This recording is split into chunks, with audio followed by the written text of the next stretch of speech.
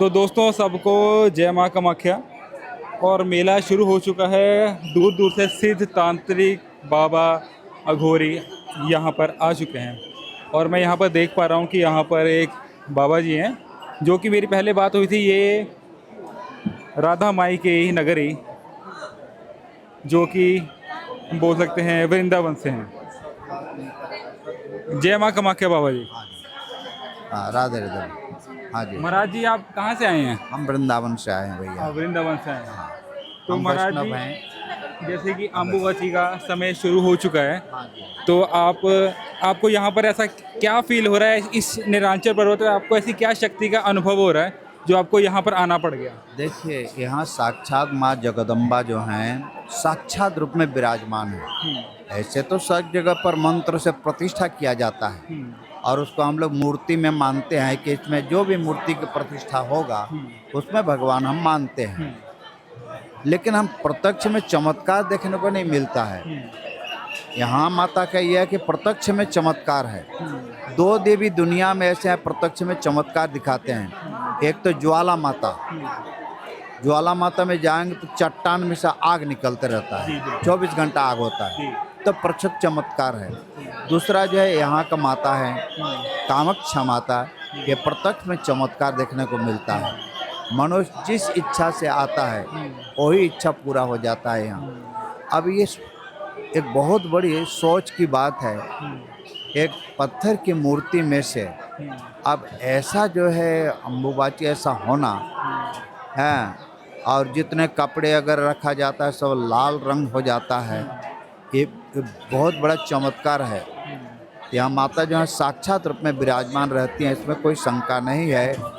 अब मनुष्य जो जिस कामना से यहाँ आता है माता सबकी इच्छा पूरी करती हैं। मैं भी एक कामना से यहाँ आया था। किसी को जो है मेरे भक्त हैं उसको किसी ने भूत प्रेत कर दिया, बहुत इलाज कराया कहीं ठीक नहीं हुआ। तो किसी ने मेरे को बोला कि आप जो है आप माता के दरबार में जाओ, आपका सब ठीक हो जाएगा। फिर मैं आया नहीं, वहीं से बोला मैं खाली माता ऐसी परेशानी है आप ठीक कर दो, मैं आऊँगा। और बोलने के बाद ही ठीक हो गया अपना। जाड़ को कुछ भी नहीं, जिसके लिए इतना करवा करके थक गए थे, कहीं इलाज नहीं हुआ था। फिर जो है माता को वहीं से मैंने हाथ जोड़ा और ठीक हो गया। इसलिए माता को जो है दर्शन के लिए आ गया, प्रणाम करने को आ गया माता। मैंने देखा बिल्कुल सच्चा दरबार है, इसमें कोई शंका नहीं। तो महाराज जी मुझे एक बात बताइए, जैसे कि 3 संप्रदाय होते हैं, एक शाक्त होता है, वैष्णव होता है और दूसरा शैव होता है। यहाँ पर शाक्त परंपरा के हिसाब से पूजा पद्धति की जाती है और वैष्णव में बिल्कुल उसका उलट माना जाता है। तो आप ये बताइए कि जैसे आप वैष्णव समाज या घर संप्रदाय से हैं, तो इसमें आपका यहाँ पर आने का क्या रोल है और क्या चीज़ है, क्योंकि यहाँ पर एकदम उलट है पूजा की विधि। यहाँ क्या है, माता के दरबार में जो भी मंत्र होगा, चाहे वैष्णव मंत्र हो, चाहे शैव मंत्र हो, चाहे शाक्त मंत्र हो, ये सिद्ध पीठ है। इस समय में ये जो 2-4 दिन का समय है, मान ली वैष्णव मंत्र को हम लोग जाप करते हैं तो वैष्णव मंत्र ही सिद्ध हो जाएगा। जो जिस मंत्र को जाप करेगा, जिस कामना से जाप करेगा, वो कामना पूर्ण करेगा वो मंत्र। इसलिए हम लोग तो यहाँ वैष्णव मंत्रों को जाप करते हैं, तो माता से अर्जी लगाते हैं, हे माता हमारा ये वैष्णव मंत्र आप सिद्ध कर दो। अब हमारा तो ऐसा कोई होता नहीं है भाई, जीव हिंसा जो है, बलि प्रथा अगर कुछ होता नहीं है तो हम तो एक ही भगवान से हमेशा 24 घंटा हाथ जोड़ते हैं कि सर्वे भवन्तु सुखिनः, सर्वे सन्तु निरामयः, सर्वे भद्राणि पश्यन्तु माँ कश्चित् दुख भाग होएत। माता हम खाली सुखी नहीं रहें, सारी दुनिया सुखी हो जाए। हमारे घर में शांति नहीं बल्कि सारे जगत में शांति मिले। हमारे यहाँ उत्साह नहीं बल्कि प्रत्येक परिवार में, प्रत्येक इंसान में उत्साह भर दो। माता को ही हम हाथ जोड़ते हैं और भगवान के हम बचपन से लेकर जब भक्ति करते हैं अंतिम समय तक इसी कामना से भक्ति करते हैं। तो महाराज जी जैसे कि फिर आप किस संप्रदाय को उत्तम कहोगे? देखिए, अब सत्व रज और तम 3 गुण होता है ना। तो सत्वगुण उसको कहा जाता है जिसमें जो है तामस का कोई लवलेस नहीं होता है, कोई कामनाएं नहीं होती हैं। रजोगुण उसको कहा जाता है जिसमें कुछ कामनाएं होती हैं। और तमोगुण वो होता है जहाँ जबरदस्ती नहीं हो रहा है तो जबरदस्ती हम उसको करेंगे, उसको तमोगुण कहा जाता है। अब ऊंच नीच तो हम किसी को नहीं बोलेंगे, अपराध हो जाएगा। बाकी सत्वगुण कामनाओं का हीन होता है, कुछ भी नहीं चाहिए भगवान से यही चाहिए कि सारे जगत को सुखी बना दो बस। जैसे कि मैं देख पा रहा हूँ आपने गले में श्री राधा माँ की नाम की एक माला डाली है और आपने मोटे मोटे ये इसका डालने का क्या अर्थ है और इसका तो ये कुछ किस प्रकार से ये तो कुछ नहीं, ये तो एक अपना शौक है। शौक है, हम लोग वैष्णव लोग हैं, तुलसी माला धारण करते हैं।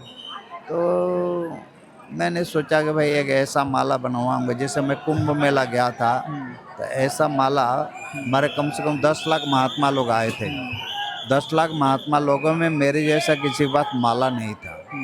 तब बनाने वालों को ऑर्डर किया था कि दुनिया में मेरे जैसा माला, मेरे जैसा लॉकेट राधा नाम का किसी के पास नहीं हुआ, ऐसा मुझे एक बना के देना। उस आधार पर बना के उसने दिया। तो ये तो शौक है। जैसे महाराज जी माला तो कई प्रकार की होती है, आखिर तुलसी की माला में ऐसा क्या कुछ खास है? देखिए, हमारे हिंदू धर्म में तुलसी को एक साक्षात लक्ष्मी का रूप माना गया है। वृंदा सती ही तुलसी है। आपने कहानी सुना होगा कि एक बार जो है शंखाचूर राक्षस ने तपस्या किया और भगवान को कहा कि भाई आपकी लक्ष्मी मेरी पत्नी बन जाए। भगवान ने कहा ये कैसे संभव? बोले नहीं देना है तो जाओ। फिर तपस्या करने लगा, फिर भगवान आए, बोले आपकी पत्नी मेरी पत्नी हो जाए। और देवताओं में ये होता है, कोई यदि उनके नाम से तपस्या करे तो देवताओं को आना ही पड़ेगा, चाहे कोई सा भी देवता हो, बिना उसको चैन नहीं मिलेगा। फिर भगवान विष्णु आ गए, फिर वही वरदान मांगा। तब विष्णु भगवान ने कहा हाँ मेरी पत्नी मिलेगी, लेकिन इस अवतार में नहीं, अगला अवतार में। वही लक्ष्मी माता ही राजा के घर में जन्म लिया और वहाँ उसका नाम हुआ वृंदासती। शंखाचूड़ के साथ विवाह हो गया। अब शंखाचूड़ ने ब्रह्मा जी का तपस्या किया कि दुनिया में मुझे कोई मार नहीं सके, ऐसा वरदान दो। भगवान ब्रह्मा ने कहा भाई इसका नाम है मर्तलोक, जो जन्म लेता हो तो मरेगा ही मरेगा। बोले नहीं मुझे यही वरदान चाहिए। तब ब्रह्मा जी ने उसका रास्ता चुना। ब्रह्मा जी ने कहा हाँ एक उपाय है, तेरी पत्नी का जब तक सतीत्व तो कोई धर्म नष्ट नहीं होगा तब तक तुमको कोई मार नहीं सकता। अब शंखाचूड़ इतना बलवान था, इतना बलवान राक्षस था कि कोई उसको हरा नहीं सकता था। 33 करोड़ देवता हार गए, ब्रह्मा विष्णु महेश हार गए। तब ब्रह्मा जी ने कहा विष्णु भगवान को, महाराज इनको कोई हरा नहीं सकता, एक उपाय है। क्या? इसकी पत्नी वृंदा, उसका धर्म को जब नष्ट किया जाए तो ही मारा जाएगा, नहीं तो कोई उपाय नहीं है। तब विष्णु भगवान ने शिव जी को कहा तुम शंखाचूड़ के साथ युद्ध करो, मैं उसकी पत्नी का धर्म नाश करने के लिए जा रहा हूँ। और विष्णु भगवान आए, उधर शिव जी से युद्ध होने लगा शंखाचूड़ का। और विष्णु भगवान ने क्या किया, शंखाचूड़ का रूप बना लिया। रूप बना करके आए और आ करके जैसे वृंदासती ने देखा मेरा पति आ गया, समझ नहीं पाई, पति आ गया, गले में लगी और उसी समय उसका पति का जो माथा काट करके सामने गिर गया। समझ गई मेरे साथ कोई देवता छल किया है। विष्णु भगवान को कहा अरे दुष्ट, तुमने मेरा धर्म को नाश किया है। विष्णु भगवान ने कहा वृंदा तुम भूल गई, पिछले जन्म में साक्षात मेरी लक्ष्मी थी तुम। वृंदा ने कहा नहीं नहीं, मैं ऐसा कुछ नहीं कर सकती हूँ, तुमको श्राप देती हूँ, जाओ, तुम्हारा पत्थर जैसा दिल है जो मेरा धर्म को नाश कर दिया, इसलिए तुम पत्थर ही बन जाओगे। भगवान विष्णु ने कहा मैं पत्थर बनने को तैयार हूँ, शालिग्राम रूप में मैं पत्थर बनूंगा, लेकिन तेरे बिना मैं रह नहीं सकता हूँ। इसलिए हे वृंदा तुम भी पृथ्वी में जन्म लो और तुलसी के रूप में जन्म लो। तो लक्ष्मी माता ही जो है तुलसी के रूप में जो है जन्म लिया। इसलिए घर घर में तुलसी की पूजा की जाती है। तुलसी पूजा माने लक्ष्मी जी की पूजा, हर घर में इसलिए उनकी पूजा होती है। दूसरी बात, हमारे संस्कृति में ये कहा गया है, जैसे किसी को जलाने को ले जाते हैं, एक तुलसी की लकड़ी जो है उसके साथ में ले जाते हैं। ऐसा सोचते हैं तुलसी लकड़ी के साथ यदि जलाया जाएगा तो उसको नरक में नहीं जाएगा। तो हम लोग वैष्णव परंपरा में तुलसी इसलिए धारण करते हैं, यदि एक मरने या के बाद आदमी को तुलसी के साथ जलाया जाए और नरक नहीं जाएगा, तो हम जो जिंदगी भर माला पहनेंगे हम नरक में जाएंगे क्या? इसलिए हम लोग तुलसी माला को धारण करते हैं वैष्णव परंपरा में। तो महाराज जी, जैसे कि आप वृंदावन से हो, वहाँ पर एक निधि वन है। निधि वन में कहते हैं कि आज भी श्री कृष्ण हाँ, की लीला रचते बिल्कुल हैं, ये तो होती है। सबको पता है। बिल्कुल, कि आपकी आंखों के सामने कोई ऐसा एक्सपीरियंस हुआ है जिसमें आप सच में, एक शास्त्र में और ग्रंथों में तो लिखा कि ये चीज़ होती है, कि आपकी आंखों देखी कुछ ऐसी घटना हुई हो जिसमें आप खुद कहो कि हाँ, मैंने अपनी आंखों से इस चीज़ को महसूस किया। देखिए कलियुग में क्या होता है, भगवान प्रच्छन्न रूप में दर्शन देते हैं। प्रच्छन्न रूप, प्रच्छन्न रूप का मतलब होता है कोई दूसरे के रूप में। साक्षात जैसे जो नटवर नागर कृष्ण रास रचाने वाले हैं, वो तो दैवी जीवों को दर्शन देते हैं, ताकि हमारे जैसे आपके जैसे लोगों को किसी और रूप में दर्शन दे देते हैं। ऐसे अनुभव करने की बात है। कई बार ऐसा वृंदावन में ऐसे कहा होता है कि चंद्र टरे सूर्य टरे टरे जगत व्यवहार, पय व्रत हरिवंश को टरे न नित्य विहार। वृंदावन में नित्य प्रति भगवान रासलीला करते हैं, इसमें कोई शंका नहीं है। सूर्य चंद्रमा अपना धर्म छोड़ देंगे, लेकिन वृंदावन जो है कभी भी जो है रासलीला से खाली नहीं है। अब प्रश्न ये है, यदि वृंदावन ऐसा धाम है, चमत्कारी धाम, तो सभी लोग वृंदावन में जाकर रहते क्यों नहीं? भगवान का धाम है। देखिए बराह भगवान हैं, उनकी पुजारी हैं पृथ्वी माता। एक बार पृथ्वी माता और बराह भगवान, जब प्रलय काल का समय था, चारों तरफ जल ही जल था, पहाड़ पर्वत नदी नाले कुछ नहीं था। उस समय पृथ्वी माता ने एक टापू दिखाई दिया उसको। टापू दिखाई दिया, बराह भगवान को पूछा, हे प्रभु, सारा संसार जलमय है और ये टापू है, ये क्या चीज़ है?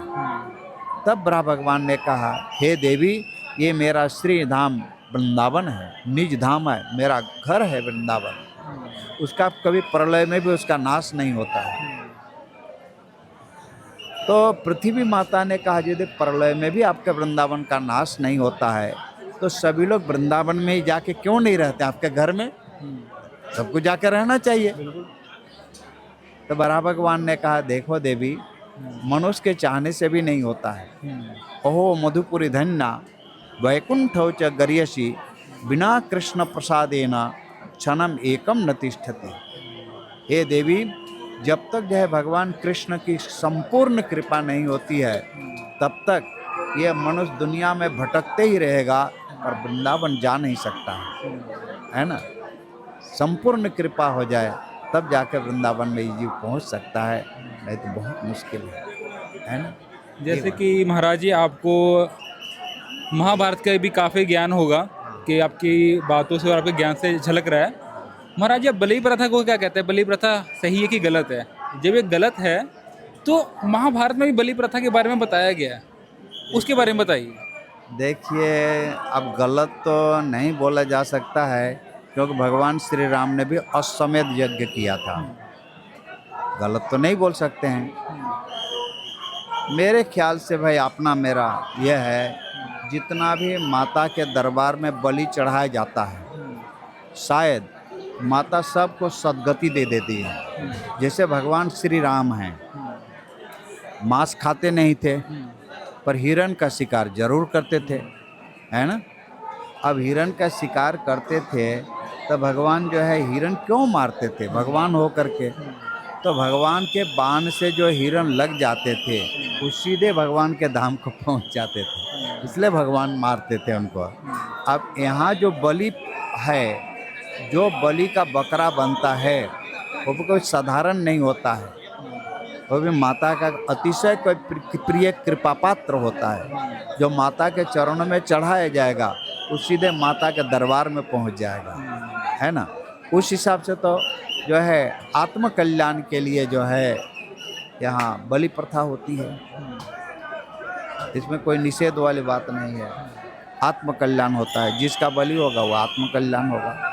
तो महाराज जी मैं देख पा रहा हूँ कि आपने माथे पर तिलक लगाया और वृंदावन में भी मैं देखा कि तिलक काफ़ी चेंजेस हुए थे। इस तिलक में क्या अंतर है और इसमें क्या चीज़ होती है? हमारा वैष्णवों का अनेक प्रकार का तिलक होता है। जैसे जैसे आचार्य जो लोग हुए, बड़े बड़े संत महात्मा हुए हैं, उन्होंने एक अपना अपना संप्रदाय निकाला है ना।